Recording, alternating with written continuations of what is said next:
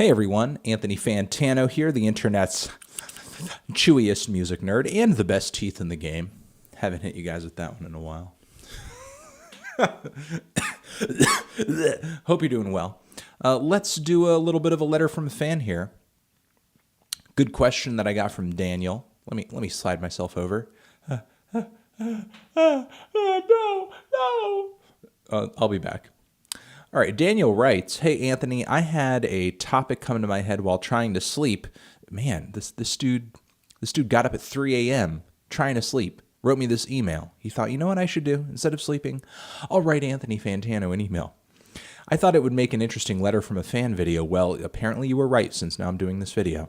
The thought is, can an experimental track become too experimental and ends up being a negative? You have praised artists in the past like Death Grips and Sophie for pushing boundaries in their music, but can music be pushing boundaries a little too far and end up becoming unlistenable trash? Where do we cross the line? Is there a point where just straight 20-minute white noise becomes acceptable, brave, and considered to be a new territory?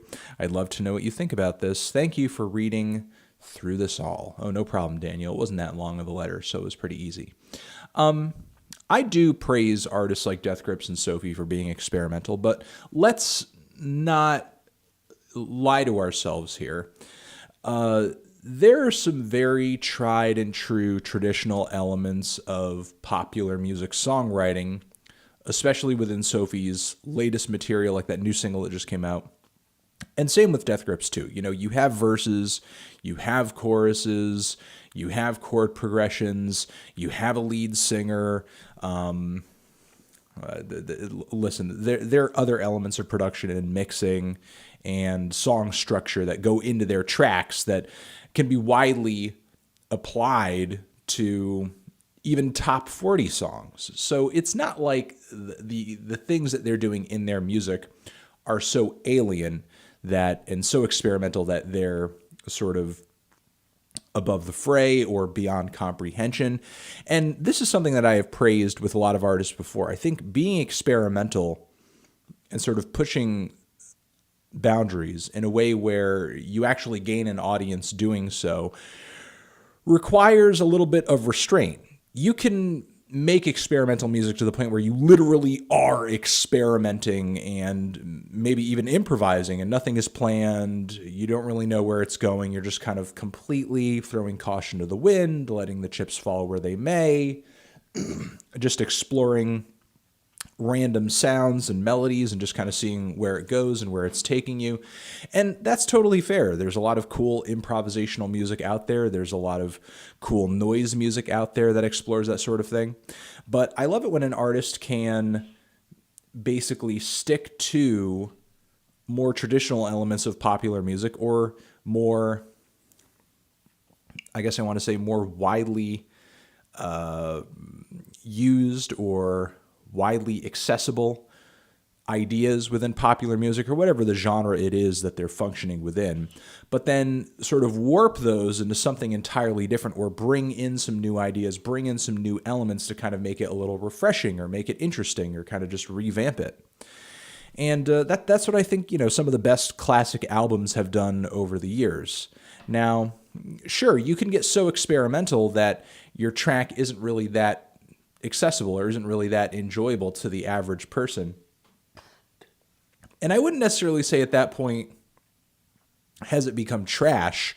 There is some experimental music that I would just call absolutely masturbatory. It's kind of just like music's answer to jerking off. And I personally have no interest in it because it seems like the artist didn't really go into it with any other thought outside of, this is just my personal desire to do this, and that's why I'm going to do it. Not necessarily because, is this going to be entertaining to other people? What will people think of this? What will people think of that? What would make the song more memorable or bolder or catchier? They're just kind of letting their senses musically, artistically, take them wherever they go. And there's nothing necessarily wrong with that. I think some of the most necessary music that has come out over the past 50, 60 years has sort of had that sense of adventure behind it, even if the resulting piece of music wasn't necessarily the easiest to listen to, because sometimes those experiments, sometimes those ideas that are sought out or discovered through experimentation end up becoming commonplace or regularly employed techniques or sounds or aesthetics that we see all over popular music today.